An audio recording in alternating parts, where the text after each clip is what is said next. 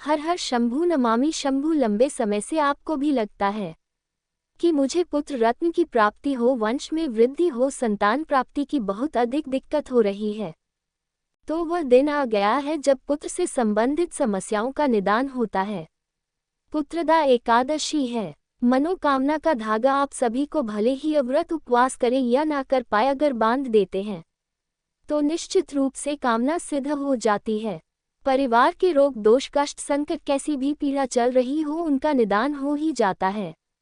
आपको बड़े प्रेम पूर्वक सरलतम तरीके से यह मनोकामना का धागा कैसे बांधना है, ध्यान से सुने और अंत तक बने रह। आप जानते होंगे प्राचीनतम समय से ही वृक्षों में मनोकामना का धागा बांधा जाता है।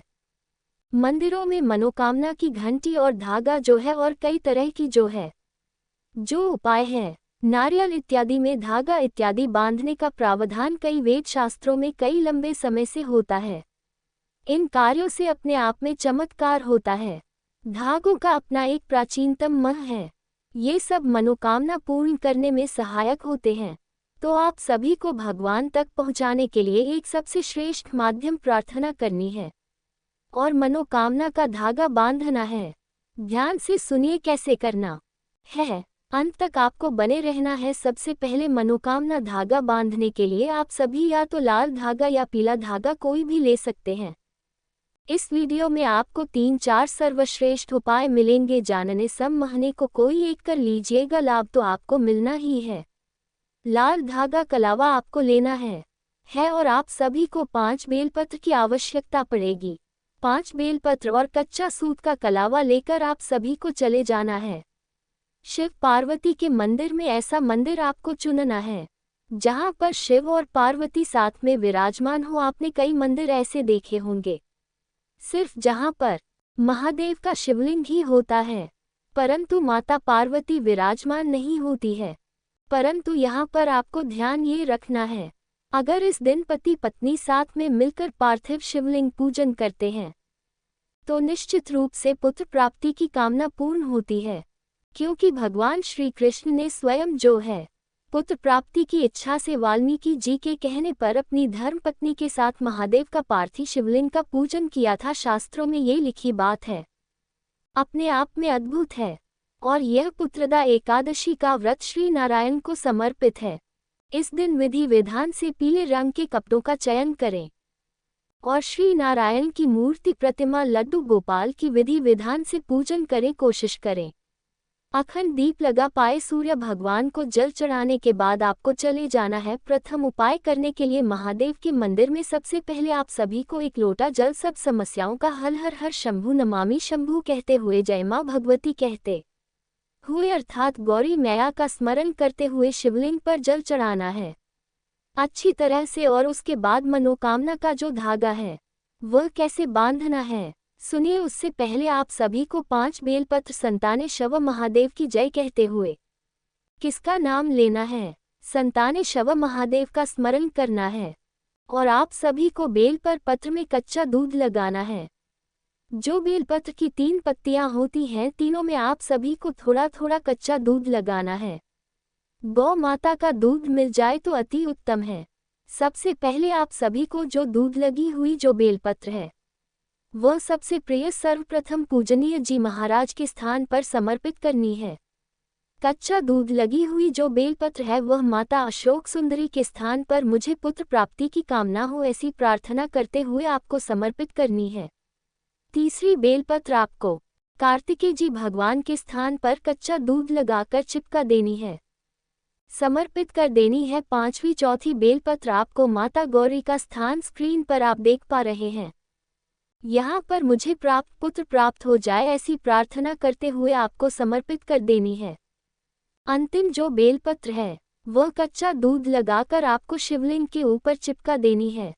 कच्चा दूध वंश वृद्धि से जुड़ा हुआ होता है और संताने शव महादेव का नाम संतान और वंश की डोर को आगे चलाता है। और वंश वृद्धि के लिए अगर इन 5 स्थानों पर कच्चा दूध लगाकर जो बेलपत्र है वह समर्पित की जाती है और मनोकामना का धागा बांधा जाता है, शिव पार्वती को तो निश्चित रूप से मन की कामना सिद्ध होती है। तो आप सभी को कच्चा सूत कौन सा लेना है, कलावा वाला। अब कलावा वाला धागा आपको पूर्व या उत्तर दिशा की ओर ही बैठे, दक्षिण दिशा की ओर ना बैठे, इस बात का आप ध्यान रखें। सबसे पहले आप सभी को जो कच्चा सूत है वह आप सभी को माता पार्वती और महादेव का गठबंधन स्वरूप में करना है। आप जानते होंगे हमेशा ही सौभाग्य देने वाली है माता पार्वती और महादेव, ऐसे में सौभाग्य का संबंध पुत्र प्राप्ति और पति की लंबी आयु से होता है। आप सभी को जो कच्चा सूत है अर्थात कलावा है वह लेना है और उसमें लगाना है चंदन। आप हल्दी का भी प्रयोग कर सकते हैं, परंतु हल्दी का प्रयोग सिर्फ शिवरात्रि के दिन किया जाता है। थोड़ा सा चंदन लगाएं, अपनी मनोकामना कहते हुए, कोरा नहीं लगाया जाता है, इस बात का ध्यान रखें। अब कच्चा सूत अपने हाथ में ले और बोले कि हे शिव पार्वती, आप सभी को सब कुछ देने वाली है। सोमवार व्रत कथा में भी वर्णित है कि उनके प्रताप से जो है माता पार्वती और महादेव की पूजा से पुत्र प्राप्ति का वरदान मिला था, तो वही पुत्र प्राप्ति का मुझे वरदान चाहिए। आज इसी कामना के तहत मैं आपका गठबंधन करने जा रही हूँ। कच्चा सूत आपको समर्पित करने जा रही हूँ। मेरे वंश की डोर आगे बढ़े, ऐसी प्रार्थना करते हुए माता पार्वती और महादेव का आप सुंदर गठबंधन कर दीजिए। आज की शुभ तिथि में निश्चित रूप से आप इस गठबंधन को करेंगे तो आपके वंश की डोर आगे बढ़ेगी। दूसरा जान लेते हैं गठबंधन कच्चे सूत के उपाय को। यह आपको या तो पीपल पेड़ के नीचे जाकर करना है या केले वृक्ष की जड़ में करना है। कदली वृक्ष को श्री नारायण का प्रतीक माना जाता है और सबसे अधिक शुभ और श्रेष्ठ इसे माना जाता है। श्री नारायण का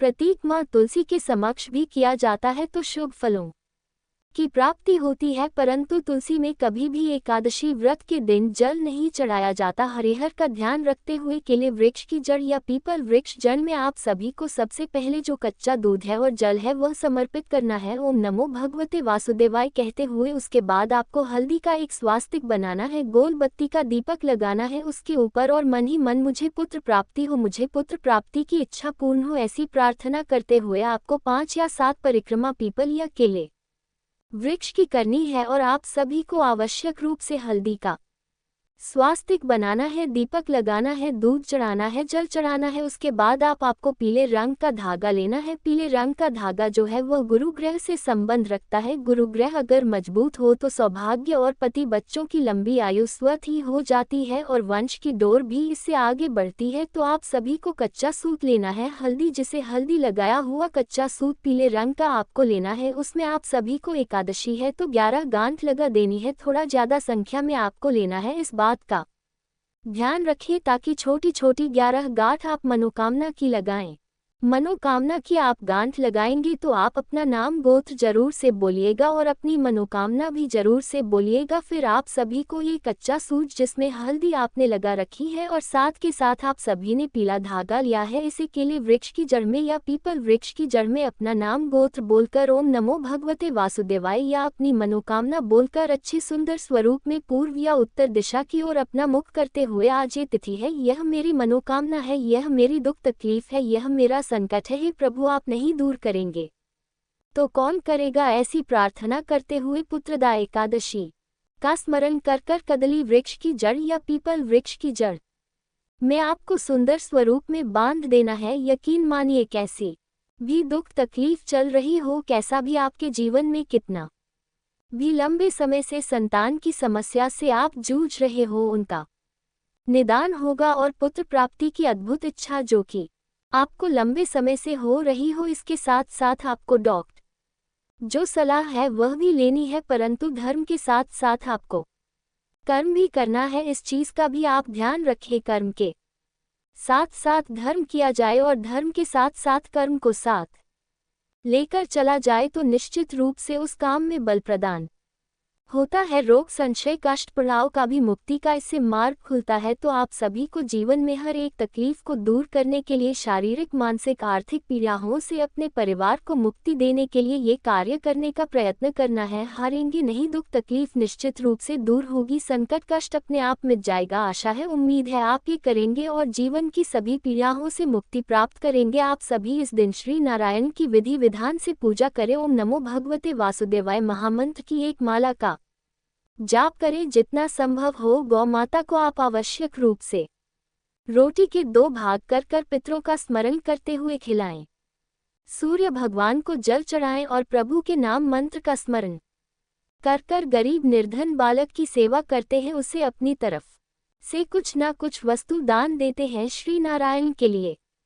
पीले फूलों की माला पीले धागे में बनाकर समर्पित करते हैं श्री नारायण के लिए। पीले धागों की तुलसी की माला का आप प्रबंध करते हैं, पीले फूल की माला का प्रबंध करते हैं और महादेव के लिए आप बेलपत्र की माला का प्रबंध करते हैं तो निश्चित रूप से पुत्र प्राप्ति की इच्छा जो लंबे समय से आपको तंग कर रही है, आपकी समस्या का निदान नहीं होने दे रही है, उस समस्या का निदान हो जाता है। आशा है, उम्मीद है पुत्र प्राप्ति की इच्छा की जो वीडियो है जो कि गुरुजी द्वारा बताई गई है उसे मैंने करके दिखाया है। इससे पहले वीडियो आप देखिएगा जरूर, उससे आप बहुत अधिक सुंदर स्वरूप में अपने प्रश्नों का उत्तर प्राप्त कर लेंगे। घी और खीर का उपाय कैसे किया जाता है यह मैंने पूरा विस्तार से बताया है, आप देखिएगा। राधे राधे, हर हर महादेव।